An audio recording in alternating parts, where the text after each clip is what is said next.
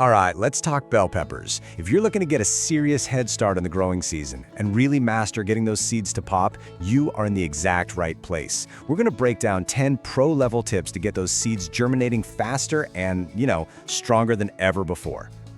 So, let me ask you something. Have you ever planted a whole tray of pepper seeds, you're super excited, you're checking on them every day, only to be met with, well, nothing? Just a tray of dirt? It's so frustrating, right? We've all been there. But today, we're gonna change that. We're gonna make sure that doesn't happen to you this year. Okay, so here's our game plan. First, we'll touch on why peppers can be a little bit finicky. Then it's all about the prep work, creating that perfect little environment for them to sprout, how to care for them once they do, and finally, getting them ready for the big move outside. All right, first things first. Why are peppers so tricky sometimes? Before we even get to the fun tips, we've got to understand the main villain in this story, the #1 enemy of our tiny seedlings.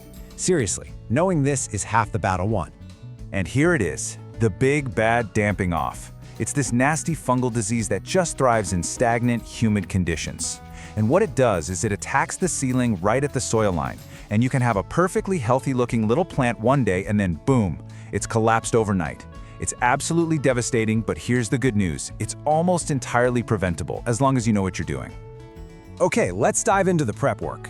Think of this as building the foundation of a house. You gotta get it right. These first few steps are our absolute best defense against things like that damping off we just talked about. And that brings us to tip number 1. Choose quality seeds.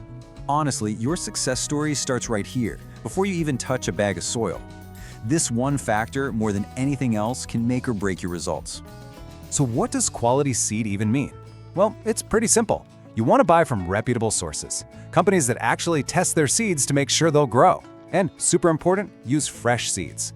The ones from this season are going to have the best germination rates. Old seeds, they just lose their get up and go over time. Starting with the best is your first and easiest line of defense. Okay, tip number 2 is all about your seed's first home, the soil. This is so critical, and it's where a lot of people go wrong. The biggest mistake? Grabbing a scoop of dirt from your garden. Please don't do it. And here's why. Just look at the difference. A proper sterile mix is light, it's fluffy, it drains well, and most importantly, it's clean. It's free of those nasty pathogens that cause damping off. Garden soil, on the other hand, it's heavy, it gets compacted, and it's basically a party for harmful fungi and even tiny insect eggs. It's a recipe for disaster for your little baby seedlings. Okay, this next one, tip number 3, is a huge one. It's all about providing consistent warmth. You have to remember, bell peppers are basically tropical plants. They love, love, love the heat, and giving them that warmth is maybe the single most important thing you can do to get them to sprout quickly. And here's the magic number you're aiming for, somewhere between 75 and 85 degrees Fahrenheit. That's about 24 to 29 Celsius. This is pretty much non-negotiable for fast germination. And honestly, the best way to do this? Get a seedling heat mat. It's made for exactly this job, providing gentle, controlled warmth right where it's needed, at the bottom of your seed tray. Honestly, using a heat mat is a total game changer. It gives you precision, keeping you in that sweet spot 24/7. This means your seeds sprout way faster, more of them will actually sprout, and they'll all tend to pop up around the same time, which is really nice. It's a small investment that makes a huge difference. Now look, if you don't have a heat mat, there are other options, but you have to be really, really careful. Putting your tray on top of the fridge or in a warm room can work, but the heat is often inconsistent. Putting it near a radiator is super risky. It's just too easy to dry out the soil or cook your seeds. If you try any of these, a soil thermometer isn't a suggestion, it's an absolute must. All right, the last piece of our perfect environment puzzle is tip number 4, maintain consistent moisture. And the key word here really is consistent. It's not just about watering them, it's about keeping things just right, all the time. I absolutely love this analogy because it captures the goal perfectly. You want your soil to be consistently damp, exactly like a sponge you've just wrung out. It's holding onto water, but there are still plenty of little air pockets for the seed to breathe. That is the ideal state. Because the dangers of getting this wrong are huge, on both ends of the spectrum. If the soil dries out, even for a little bit, the whole process just stops and the seed dies. But if you overwater it, you're basically drowning the seed. It needs oxygen to live, and you're creating a perfect breeding ground for a horrible fungal disease called damping off that just kills seedlings. And because these seeds and their first little sprouts are so fragile, how you water is super important. Just dumping water from above can wash the seeds around or compact the soil, making it really hard for them to push through. We need to be much more gentle. The best way to do this by far is bottom watering. You just set your seed tray inside a bigger tray that has a little water in it. The soil will soak up the moisture from the bottom like a straw. This gets the soil perfectly hydrated without disturbing the surface, and it encourages the roots to grow down deep. Just make sure you let all the extra water drain out when it's done. All right, one last little piece of the puzzle to keep that wrung-out sponge moisture level perfect. You need to trap some humidity. And the easiest way to do that is to cover your seed tray with a clear plastic lid. You're basically creating a tiny personal greenhouse. This dome is fantastic because it keeps the moisture in so the soil surface doesn't dry out. But, and this is a really critical step, you absolutely must vent it every day. Just pop the lid off for a few minutes. This lets in fresh air and prevents too much condensation from building up, which can lead to mold. All right, our next tip is a bit of a pro move to speed things up. See, bell pepper seeds have this kind of tough outer shell, which can sometimes slow down germination, but we can give them a little head start. Remember that tough outer shell we were talking about? Well, soaking is the key to getting past that defense. By just letting your seeds sit in some warm water, you soften up that coat. This lets water get inside and wake up the little dormant embryo. You're basically sending a signal to the seed that says, hey, it's go time. Conditions are perfect. Let's grow. And the process itself? It could not be any easier, as you can see right here. All you need is a cup and some warm water. Not hot, just warm. But don't let how simple this is fool you. This step is a total game changer. The most important thing to remember, plant them right after they're done soaking, so you can really take advantage of that hydration boost. Okay, precision is key here, just like it was with the planting depth. The ideal soaking time is exactly 24 hours. No more, no less. Seriously, set a timer. This is not one of those things where a little extra is going to be better. In fact, it can be a whole lot worse. Yeah, this is definitely a case where you want to be precise. Like our source material warns, if you soak for too long, you can actually drown the embryo inside. The goal is to wake the seed up, not, well, put it to sleep for good. Let's break down why that is. First, you've got oxygen depletion.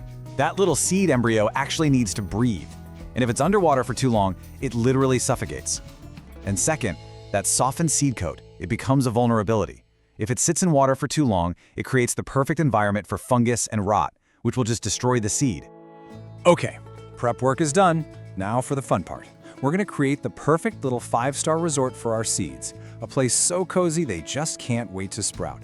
It's all about getting that magic recipe of planting depth, warmth, and moisture absolutely perfect. Here it is, the magic number. You might want to write this down or just burn it into your brain. 1/4 of an inch. That's it. That's about 6 millimeters. This one little measurement can honestly be the difference between a tray full of happy little sprouts and, well, a tray full of dirt and disappointment. So why is this so important? Well, at 1/4 inch deep, that seed is in the perfect sweet spot. It's deep enough that it stays consistently moist and warm, but it's also shallow enough that the tiny sprout doesn't burn through all its energy just trying to break through to the surface and find the sunlight. It's the perfect balance. And of course, this means that if you get it wrong, whether you go too deep or too shallow, you're going to run into a whole set of different problems. This really isn't just a friendly suggestion. Straying from that 1/4 inch mark has some very real consequences for your seeds. Think about it. If you plant too deep, you're making that little seedling run a marathon before it's even born. It has to push through so much soil that it might just run out of energy and pop up as a really weak, stretched out seedling. Or even worse, it could just rot down there in the damp soil before it ever even sees the light of day. Now on the flip side, planting too close to the surface is just as bad. The seed can dry out in a flash, which stops germination in its tracks. A little bit of water can just wash it away completely. And let's not forget, you're basically putting out a little snack bar for birds and any other critters in your garden. So you've done everything right, and then one day you see it, that first little green sprout pushing through the soil. It's the best feeling, right? But hold on, the job isn't over. In fact, the game just changed. The second that seed sprouts, its needs are completely different. And this brings us to a super important one. Tip number 7, give them light and give it to them immediately. Seeds do their germination thing in the dark, sure, but the instant they pop up, light becomes their #1 priority. Without it, they'll stretch out and get all weak and spindly. Yeah, you can really see the difference here. On one side, you've got this sad, leggy seedling. See how it's all long and thin? That's from not enough light. And on the other, you've got this beautiful, strong, compact little plant. Now to get that, you're really going to want a dedicated grow light. You can hang it just a few inches above your plants. A sunny windowsill, as great as it sounds, just usually doesn't cut it. Okay, we're going to bundle our next 2 tips together, number 8 and 9. One is about an invisible force that's like a personal trainer for your seedlings, and the other, well, it's about the most important tool in any gardener's toolbox. So, tip 8 is airflow. Yep, a little fan. Just a gentle breeze from a small fan on low is a seedling's best friend. It keeps the air moving, which helps prevent damping off, and it gently wiggles the stems, making them stronger. And then there's tip number 9, patience. You just gotta have it. Bell peppers can be slow pokes. Sometimes it takes them 7 days, sometimes it takes them over 21. The key is to just keep those conditions perfect and don't give up on them too early. All right, you've done it. You've babied these things from a tiny seed into a strong little seedling. But before they can go into the garden, it's time for the final, crucial step, boot camp. We've got to prepare them for the real world, which can be a bit of a shock after their cozy indoor life. And that brings us to our final tip, number 10. It's a process called hardening off. You really can't just take these pampered little plants from inside and plop them outside in the sun. The shock will literally kill them. So over a week or two, you gradually introduce them to the great outdoors. You start with just a few hours in the full shade, then maybe some dappled sunlight, then some gentle morning sun, until they're tough enough to handle a full day outside. It's like training for a marathon.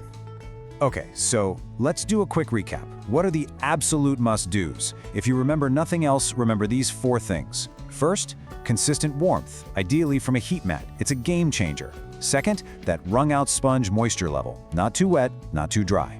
Third, the moment you see green, blast them with strong light. And finally, patience. It's a gardener's best virtue. Nature's going to do its thing on its own time. You know, by following these tips, you're not just planting seeds, you're giving your bell peppers the absolute best possible start in life. You've taken them from this tiny, dormant thing and nurtured them into strong, healthy seedlings. They've sprouted. They're ready for the garden. So the real question is, are you ready for the amazing reward of growing them all the way to a delicious harvest? Of course you are. You've totally got this.